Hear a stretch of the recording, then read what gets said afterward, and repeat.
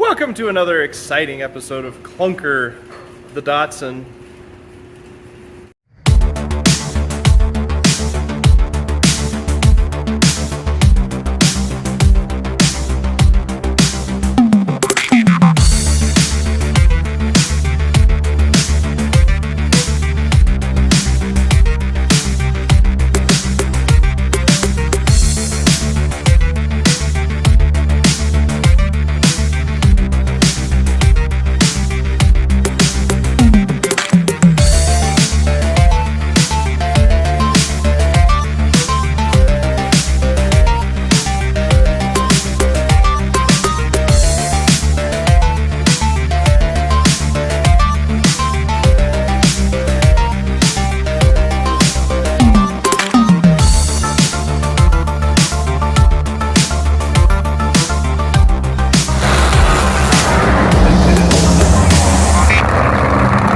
Alright, so we found some footage of Klunker and some work that we did on it that we never posted, which should have made its own episode, but we were in a busy fit, so I'm going to roll that footage for you guys.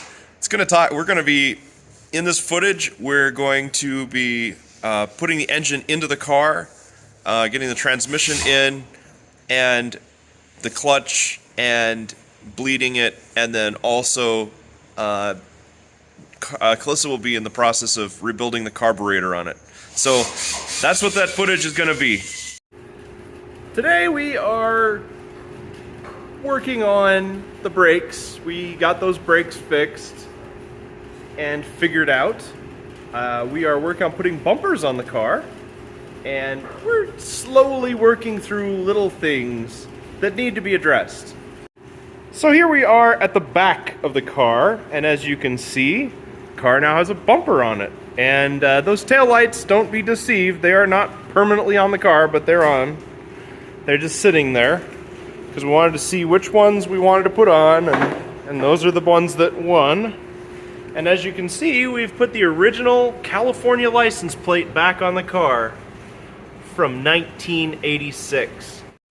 So yeah, cool to have the original plate for the car. That is definitely going to be on it when we go to car events, so check that out. In the front here, we're putting the bumper on. Now, we don't have a lot of great bumper choices. In fact, most of the 1200s I run into don't even have bumpers. But I happen to have two bumpers to choose from.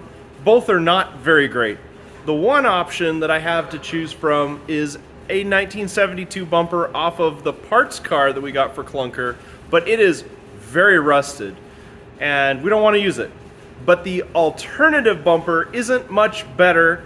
It is a 1973 bumper. That's big because it has been improved for federal crash standards in 1973. So it sticks off of the car a little bit further than I like, and it also has these rubber nubbers on it that aren't very sightly as well.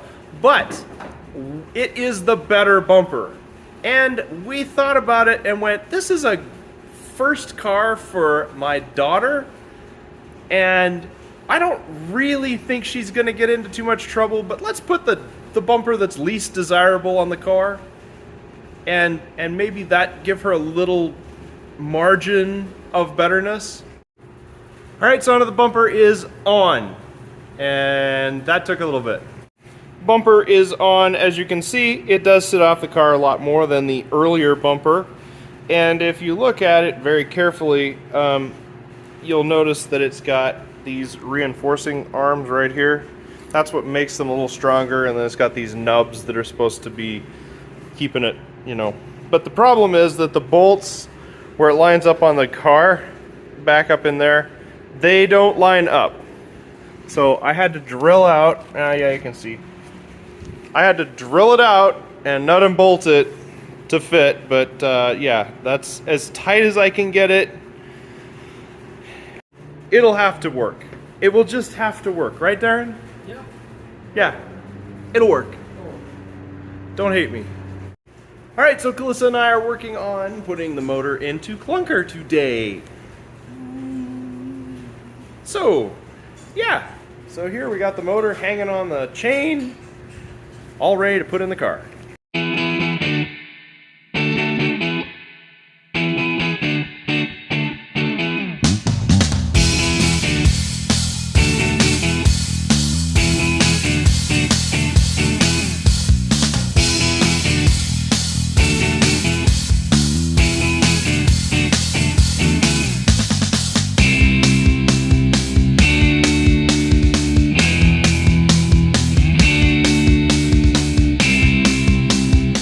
Alright, so Callista's putting the bolts for the engine to transmission in the pan, and this is about to go up there. So, sorry, we got the engine in, it's bolted in, got the exhaust on. I don't know how that's going to work out, but we'll see. And now we're going to bring the transmission up and bolt it to the engine and start figuring out about this transmission crossmember. Huge thanks to Aaron Hofferber at 510 Bender for getting us a clutch. That was a big deal. Alright, Calista is tightening down the dust shield. The starter is now in.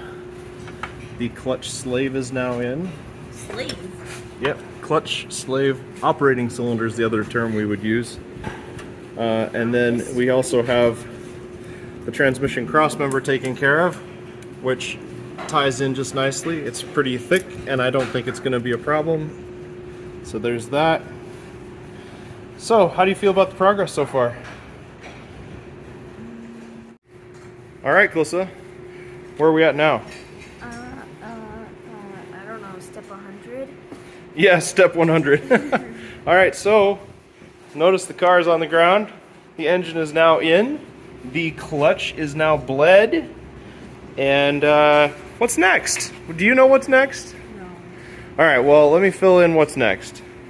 The next step in this is to figure out the drive line. Because we have the automatic drive line, but I think it's too long. And we don't have the right flange for the output of the transmission. So, yeah, we got to figure that one out. We'll figure that out. In the meantime, we'll skip ahead to the next day.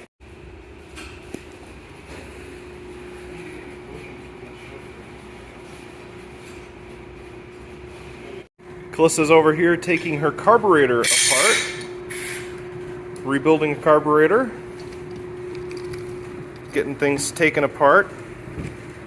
A lot of little parts, huh?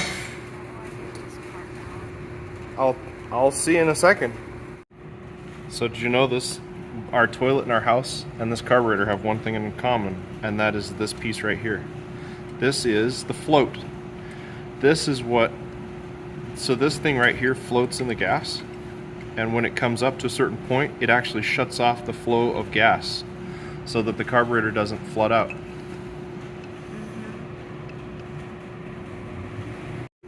Okay, so she's got the carburetor apart, all there, and then part of it soaking.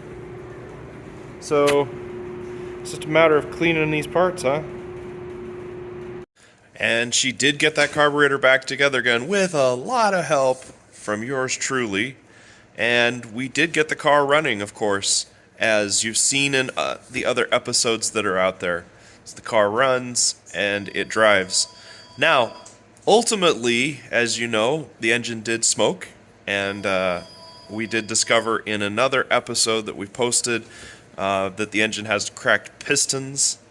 And so stay tuned, because the next step on Klunker, now that it is a running, driving car, it's been to car shows and whatnot, the next step on Klunker is to replace the engine with a different engine. So we're going to be swapping it out for possibly an A15 engine, and then we're also going to be swapping to a 5-speed transmission on Klunker. So stay tuned. Thanks for watching. Have a great day.